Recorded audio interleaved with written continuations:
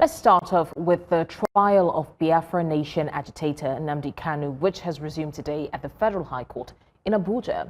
At the last adjourned date, Justice James Omotosho had postponed proceedings due to the inability of the Nigerian Medical Association to present its report on Kanu's health status before the court. Now, the court has received the medical report, and we're joined by our judiciary correspondent, Joash Amupitan, for the details on the finding. Joshua, what does the Nigerian Medical Association's report say about Nnamdi Kanu's health?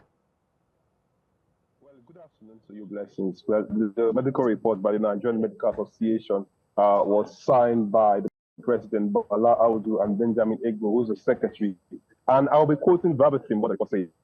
The condition of the patient and evaluation as at the date of our examination, 23rd, 2025, does not appear life-threatening nor incapacitation to be tried, following our medical recommendations for the health improvement of the patient. They are saying that Nnamdi Kanu is fit and actually stable to continue his trial, to stand trial before Justice Omotosho. And secondly, on the state of the DSS facility in treating Nnamdi Kanu, for instance, any case of ailment arises, this is what they had to say. The facility is well equipped to treat the medical condition of the patient following a medical recommendation, but the facility will need additional support of equipment and professionals to perform the recommended surgical procedures as stated in our recommendation. Well, Justice James Omotosho, however, ruled that Nnamdi Kanu should open his defense, and he gave Nnamdi Kanu some dates starting from the 22nd to the 30th of October to open and close his defense. And that is what the court has to say concerning the health status of Nnamdi Kanu. Now, were there any other requests from the defense counsel as the court has directed Nnamdi Kanu to open his defense? Of course. Well, the defense counsel led by senior advocate of Nigeria, Kanu Agadi, prayed the court to grant them a date outside of court proceedings to allow them to interview Nnamdi Kanu. There is some concern, particularly saying that there are fears that the DSS might be dropping into their conversation. So they told the court to grant them a day outside of the hearing to give them the opportunity to interview Nnamdi Kanu privately to enable them to get the facts to prepare for their defense. Blessings. All right, Joshua Marai, thank you so much for the update on that.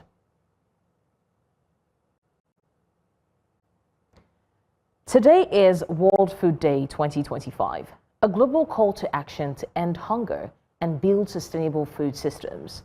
Marked every year on October 16th, the day commemorates the founding of the UN's Food and Agriculture Organization in 1945. This year's theme, Water is Life, Water is Food, Leave No One Behind, highlights the urgent need to protect water resources amid climate change and rising food insecurity. Events are taking place around the world, from community farming drives to international policy forums, all focused on equitable access to healthy food. According to the United Nations, over 735 million people still face chronic hunger.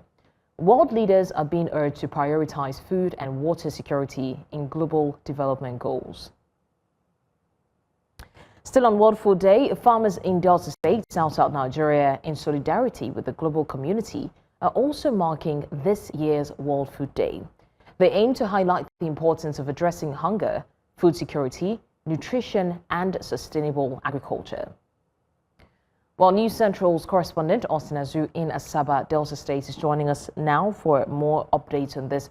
Austin, we understand that today is World Food Day, and as much as the world is commemorating it, clearly some farmers in Asaba are also celebrating and marking the day and creating awareness.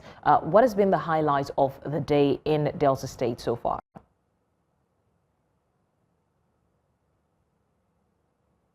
All right, currently we are at Cenotaph, where the World Food Day event is being held, and farmers across the state have converged here to mark the World Food Day. Earlier on, the governor made his statement where he assured farmers of adequate support, and as well, the climate change has actually affected most of the farmers here in the state. Precisely, the perennial annual flooding has become a major disaster, affecting farmers across the state. Besides the perennial flooding, another issue again raised by some of the farmers who have spoken to earlier on talked about the aspect of insecurity. And the aspect of insecurity cut across different parts of the state, and nevertheless, this has affected productivities. When you look around, you can see the low productivity of the farm produce that the farmers have brought to this place. However, we have some of the farmers here to speak to us how it has been like so far. Okay, we have, let's begin with the lady here. Okay, we have Afo Eleya. Afo Eleya, how are you doing? Good afternoon. Happy World Food Day. Thank you, sir. Okay, Afternoon. us, Okay. What's the biggest challenge farmers are facing in the state, and to you as an individual? The biggest challenge we are facing is supporting farmers, because we are lack of finance that can enable us to do the farm very well. But for now, because the little we are having from the farm is not enough to do a larger farm, so we are having challenges of finance. So they should support us in any way at all that government can make farmers be happy, so that the production will be more, because when you do more you harvest much. So government should assist us so that they can support us, then we have more hands in doing the farming work. All right, let's say you quite agree with me that before the discovery of crude oil in Nigeria, farming happens to be the backbone of our economy. Nevertheless, some of the farmers here in Delta State here are still complaining bitterly. Of course, we have Oko Nathaniel here, a farmer, to bring us to speed. Oko, tell me, what are the peculiar challenges you are facing as a farmer in your own area? In my area, I know that farmers, Delta State support farmers, but they are not doing well, because they're supposed to give us tractor, they're supposed to they're supposed to give us input. But every year they come to promise us, but they never do it. And if they do, it never come to the peasant farmers. In Delta State, we have those people we call portfolio farmers. They don't go to farm, but they collect everything concerning the farmers. So Delta State should work in with the farmers, closely with the farmers, and know those who are farmers, so that they can help them with what they have. Because I know that if they give us input and look for us a way of tractoring our land, we will do more than what we are doing today. Okay, another concern being raised by individuals here is the aspect of header farmers clutch. Is that obtainable in your own place? Yeah, like what? Farmer headers clutch. Suspected headers are coming to your farm. Okay, even for this month, a farmer was killed by herders. When you ask them to move away from your land, they will draw out a sword and they will bring what we call a gun on us. They beated one man called Big. They killed one Hillary from Ogwashuku last 2 weeks. You understand? Stab him to death. And we are farmers doing that. But if you say don't enter into our farm, they will grow annoyed. Okay, thank you very much. Okay, we have Jeffrey Opponent. Jeffrey Opponent, of course, we are not here earlier on, but some of the farmers have highlighted their challenges. Okay, what do you think could be done about it? The issue of insecurity in Delta State, the governor, of course, I read yesterday that they had a summit and he's working hard. But we want to encourage him to do more to fight the issue of insecurity, because that's the major challenge our farmers are going through presently. If you get into majority of the communities, many of them are no longer going to farm because the herders and the farmers are having clashes, and the herders are coming to the bush with guns, machetes, and so many of them. And our farmers don't have that. So it is a thing that the government need to address urgently, so as our agricultural practices will not go into extinct. Thank you. Okay.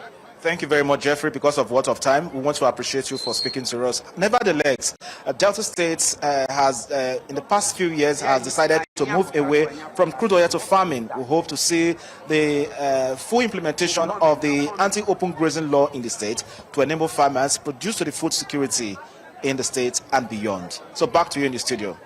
All right, Austin Azu, thank you so much for the update on that. Now, it was a busy day at the National Assembly yesterday as lawmakers reconvened to deliberate on several pressing national matters, from the management of public funds and the welfare of retired police officers to healthcare and key developments in the aviation sector. Today, both chambers are back in session, continuing discussions expected to influence critical policies and national reforms. In the Senate, President Tinubu's nominee for the office of INEC chairman, Professor Joash Amupitan, is expected to appear for screening. Our correspondents who are live at the National Assembly who also have a recap of yesterday's proceedings and an insight on today's agenda will be joining us. Idong Joseph will be joining us now to give us an update on what's happening. Idong Joseph, good afternoon to you. Can you tell us what the proceedings have been like from yesterday till today? Good afternoon, blessings. And we are back to the National Assembly today, where yesterday it was quite an eventful one, where critical issues of national importance were taken into consideration. And among them, we saw where lawmakers at the end of the day resolved to investigate a $35 million investment, which they said was invested to bring to stream the modular refinery in Brass in Bayelsa State. And according to lawmakers yesterday, from their deliberations, was that despite that huge amount of public funds invested, that no work on ground after 4 years can be said to be justifiable to the amount of money which they said was spent on that project. And we also saw where the House also considered clause-by-clause reports from its committee regarding the creation of the Nigerian Police Pension Board. Of course, you could recall that last week we reported that a group of police officers had barricaded the main entrance of the National Assembly, preventing access into the complex. And even this week, another set of police officers, retired police officers, continued their protest right from Tuesday, even as we speak. They are still outside continuing the protest, all because they want an exit from the current National Contributory Pension Scheme. And this proposed legislation, which lawmakers considered yesterday, is one that will give an automatic exit from that scheme into the new one, which they seek to create now. And yesterday also we saw, just as you mentioned, the Aero University, where stakeholders who came during a public hearing supported the bill that seeks to create the African Aerospace University in Abuja here. And today, the session has started in full gear with lawmakers already seated, and currently ongoing is a validatory session for one of the House, former Speaker of the House in person of Agunwa Anekwe, who died at 68. And so the House today dedicated part of its session for a validatory session to honor this former speaker, whom they've all described as a good man. And currently, that is what is ongoing now. We hope to see further deliberations on critical national issues, as they have not been taken into consideration yet. And even proposed legislation might seek to bring reforms into some other sectors. We hope to see that also this morning as we continue. All right, Idong Joseph, thank you so much for the update on that. Our correspondent, Sagi Ibrahim, would also be joining us shortly. But in the meantime, let's take a look at the live visuals from the proceedings. Can actually proceed. And the need to also ensure that distinguished colleagues understand the general principles of the bill, which are the things we are supposed to thoroughly debate at the second reading. In view of this, Mr. President, distinguished colleagues, I will be moving that we actually step down further consideration of this bill till another legislative day for further consultation. I so move, Mr. President. The Minority Leader. Mr. President, distinguished colleagues, I support the motion moved by the Senate Leader that we step down this bill for another legislative day for further consultations. I so second. Distinguished colleagues, the motion has been moved by the Leader that on the Electoral Act amendment that we proceed to step it down totally.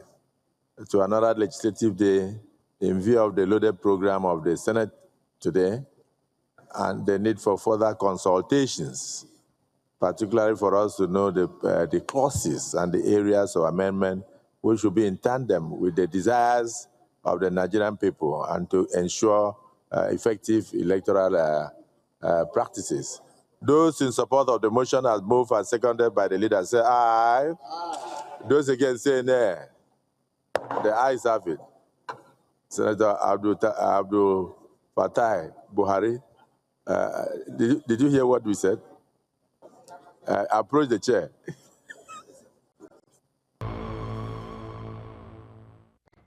Many thanks for staying with us. Now to more stories. Stronger partnerships and inclusive innovation are needed for Africa to take its place in the future of artificial intelligence. This was a submission of experts and education leaders at the University of Lagos 2025 International Week.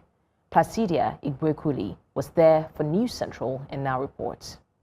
As the conversation on artificial intelligence in Africa continues to shift from just adoption to collaboration that delivers real value, key stakeholders from academia, business, and development sectors gathered to explore how AI can drive impact through partnerships that build pathways for students, communities, and institutions to thrive. It is the reality reshaping economics, society, and the very fabric of our human interaction. We have embraced this technological revolution. Today, we will not be discussing technology only. We will be shaping our narrative of inclusion, innovation, and global equity in the age of artificial intelligence. And we're doing so from the African continent, where we are rich in talent, rich in ideas, and ready for transformation. Speakers applauded institutions, their pursuit of standard and quality education, pushing boundaries in digital learning and research. At the University of Lagos, we have taken this responsibility very seriously. We are proud to be a leading force in Nigeria's academic and technological renaissance. Our university is committed to becoming a hub of excellence in artificial intelligence, innovation, and interdisciplinary research, one that reflects both global standards and African realities. As the global tech landscape evolves, experts say Africa's role must be defined by fairness, access to high-level data, and innovation that truly answers the continent's needs. I was in Kigali, I was in Morocco, and now I'm in Nigeria, and to see the power it has, whether it's providing agriculture advice, whether it's providing advice in the healthcare field, this is truly life-changing. And some of the examples that I've seen are so unique, you will not see anywhere else in the world, but in Africa. And this can actually serve the world as an example how AI is solving critical problems. And not that it's teaching us something new, but it's rather reinforcing things we knew and to help us be better at what it is that we already knew. So this is quite powerful. Underestimation that we often have to give to this technology because this is truly changing the world. But the question is, are we preparing the future generation or everybody else how to use it, right? And capacity building was something that was quite pointed out quite frequently today.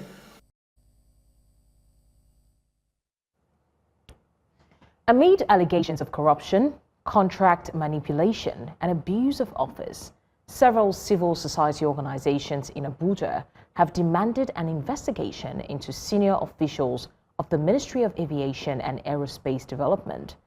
The groups under the auspices of the Coalition Against Malpractices and Corruption, comprising of civil society organizations like the Center for Democracy and Human Rights, Association of Media Practitioners in Oil and Gas Producing Areas, and the Arewa Youth Alliance for Progress and Development, say that there is a need to investigate officials of the ministry over violations of the nation's Public Procurement Act and several other laws guiding the award and payment of multi-billion naira contracts to citizens. Our FYI request was following our investigations, which uncovered extensive violation of the Public Procurement Act 2007 by senior officials of the ministry. in the award and payment of multi-billion naira contracts to non-existent companies. These companies don't exist. There are no evidence of tax payments, or even registration, but monies were paid to these companies.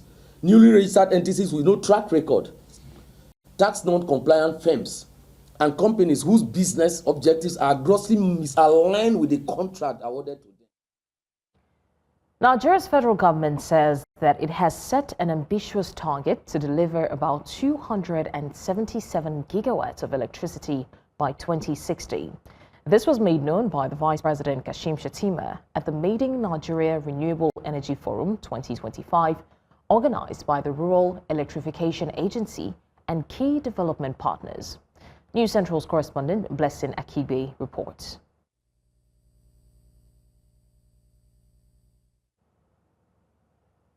We'll bring that to you shortly, but in the meantime, the Northern Nigeria's leading Islamic scholars and political leaders have expressed concern over the growing insecurity threatening peace across the country. At a special summit of Northern Ulamas in Kaduna, participants urged unity among Muslim leaders to address social media misuse and strengthen national cohesion. The gathering highlighted the need for collaboration between religious figures and lawmakers to promote peace and good governance. Speakers stressed that insecurity, poverty, and banditry must be tackled through dialogue and community-driven solutions rather than reliance on government alone. The summit concluded with a collective pledge to foster unity, regulate social media responsibility, and empower religious institutions to address the region's deepening crisis.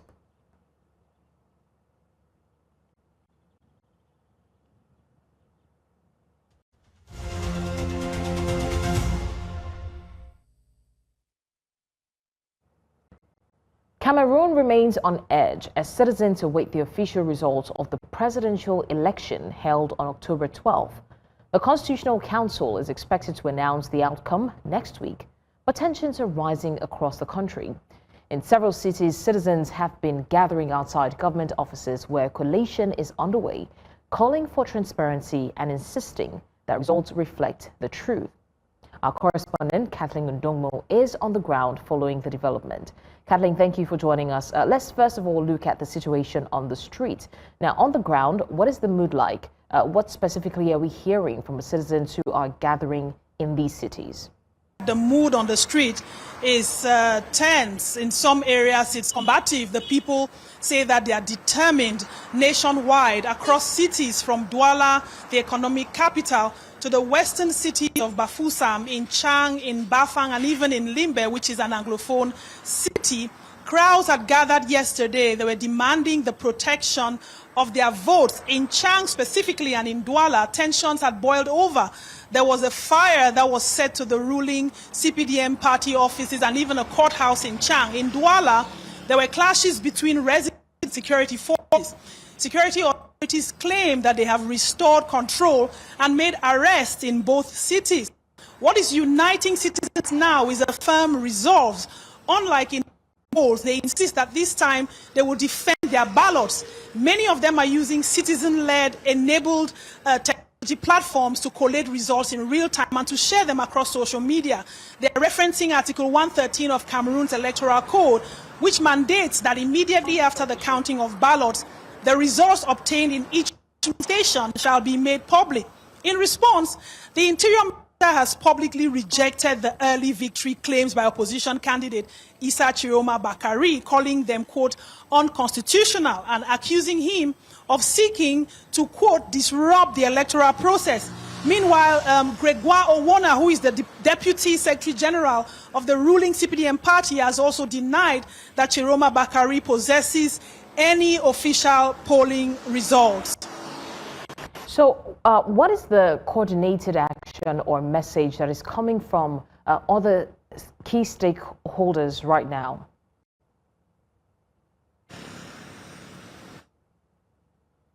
The message from opposition parties and other stakeholders, and especially from the main opposition challenger, has been firm and clear, with Chiroma Bakari saying that his party victory must be respected. He also has urged President Biya to concede or risk plunging the country into turmoil. He claims that his team had observers in the high of results in the coming days. Election observers, notably the African Union Observation statement on October 14, stating that voting closure and counting proceeded with general calm, though they also pointed to technical issues and recommended stronger safeguards for future polls. Various citizen observer networks and groups. All right, unfortunately, we lost audio connections with Kathleen again, but she's currently in the capital city, Yaoundé, to give us update on the protests, especially why the young people are coming out on Mars to make demands. Now to more stories. Hundreds of mourners gathered at Nairobi's Jomo Kenyatta International Airport today as the body of Kenyan opposition leader Raila Odinga arrived from India.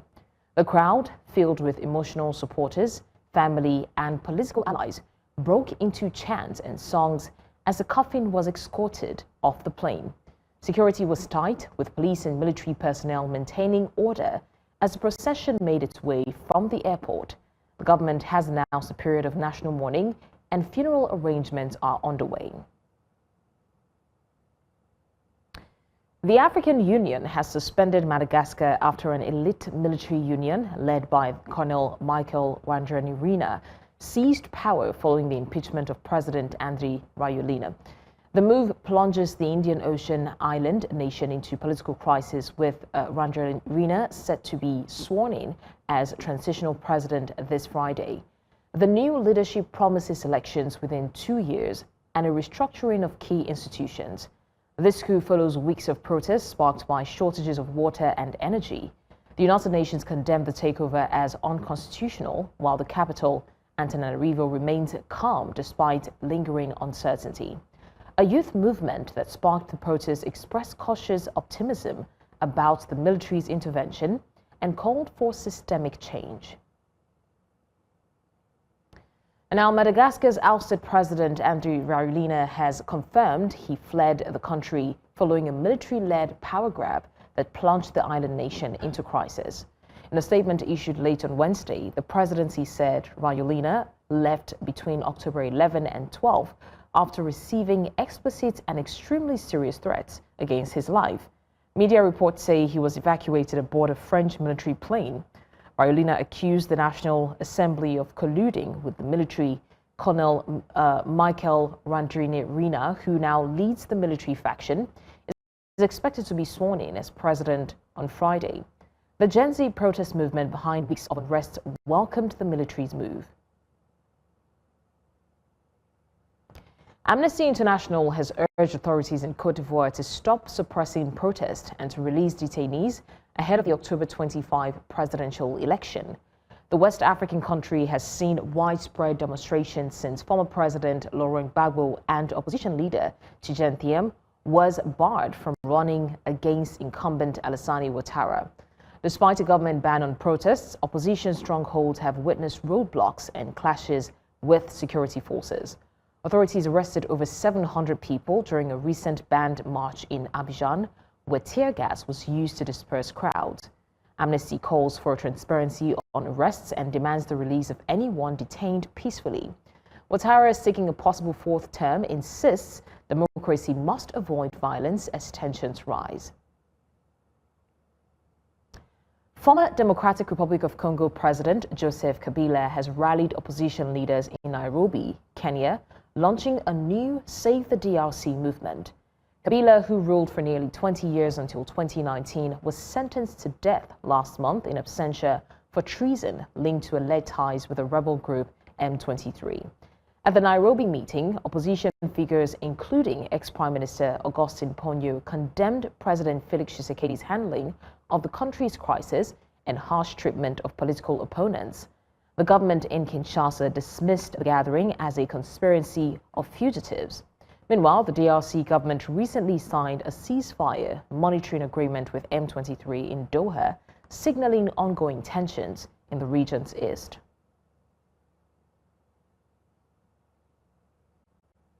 Now, Israel's defense minister, Israel Katz, has stated that if Hamas doesn't stick to the U.S.-backed ceasefire in Gaza, the fighting will start again. Recently, Hamas handed over the remains of 2 more Israeli hostages, but said they can't recover any more without special equipment. Meanwhile, humanitarian aid is stuck because the Rafah crossing to Egypt remains closed. The situation in Gaza is dire, and the UN is calling for immediate access to get relief supplies to those in need. And now for more on this, I'm joined by our senior international correspondent and anchor, Afia Hagen. Afia, tell us, what's the latest on the bodies of the hostages being returned from Gaza? We had 2 more bodies handed over by Hamas to Israel overnight yesterday. They were confirmed as Inbar Hayam.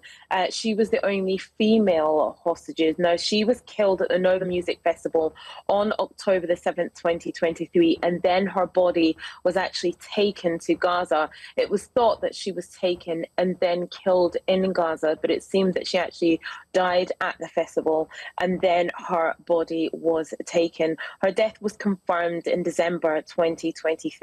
And she was the last female still being held in Gaza. Now, another 2 bodies sent by Hamas are thought to be of the hostages as well, and the remains of 19 are still missing. Now, Israel had given US intelligence saying that Hamas has more access to bodies than it claims. There's a lot of anger in Israel that more bodies haven't been returned. That was part of the ceasefire deal, that along with the 20 living hostages, the 28 bodies of those hostages who died in captivity would be released as well. But that seems to be a slow and very painful process.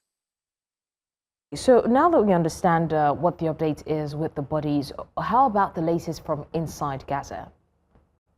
At the moment, it's all about scaling up the amount of humanitarian aid that is getting to people in Gaza. So cooking gas is now available, meat and fish is now available within Gaza.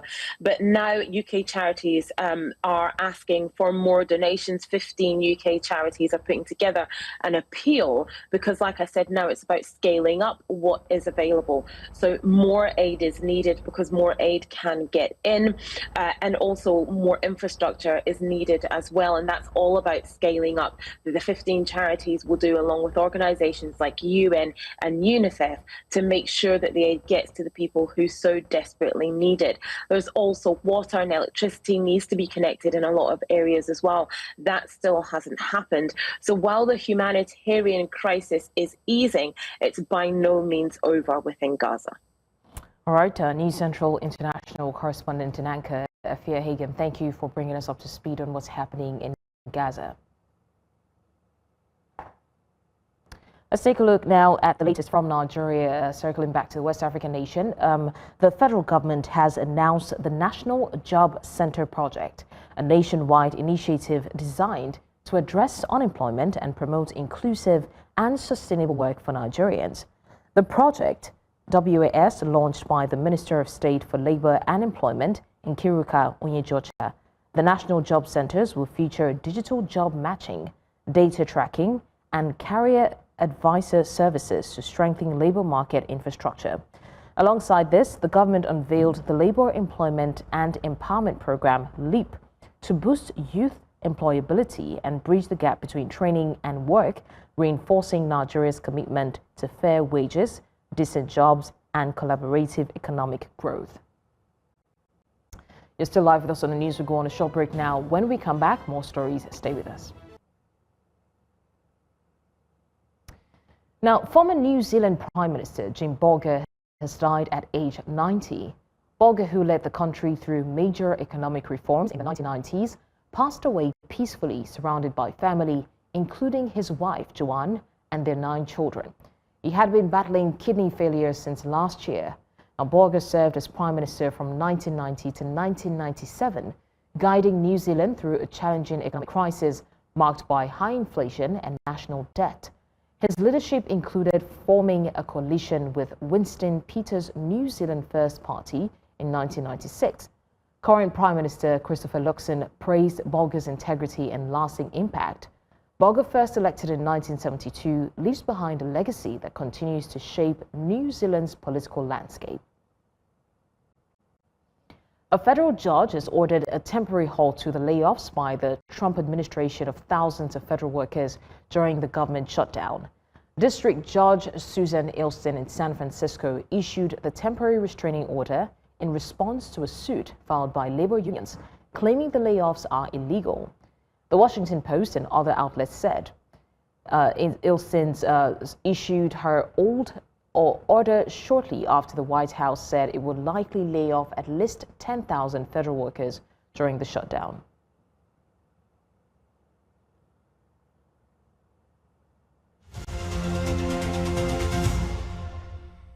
For years in Nigeria, mathematics stood like a locked gate between thousands of students and their dreams. Even if you wanted to study theater arts, law, mass communication, or fine arts, you had to pass quadratic equations you would never use in life. It wasn't just numbers on a page. It was a barrier for so many people, and I'm sure that a lot of people can relate, because even I can remember vividly having to struggle with choosing mathematics along with the career that I wanted to go with, and I wasn't even a science student. Now, how many brilliant writers, painters, actors give up because they couldn't find X? The X that we don't even use in our day-to-day lives, the X that we don't even use in workspaces. How many storytellers lost their voice because of failed exams? The policy made sense for engineers, scientists, but for our students, it was quite unnecessary. It was pressure and a reminder that the system was not built with them in mind. Well, now that the federal government has removed mathematics as a compulsory subject for our students, the message is quite clear. Talent will no longer be strangled by formulas that have nothing to do with its growth. This is not just about lowering standards. It's about removing roadblocks that never needed to be there in the first place.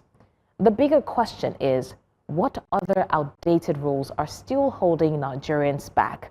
What other rules are still holding the education sector back? Because the future belongs to those who are allowed to shine in the field and where they are strongest. And that's your postscript.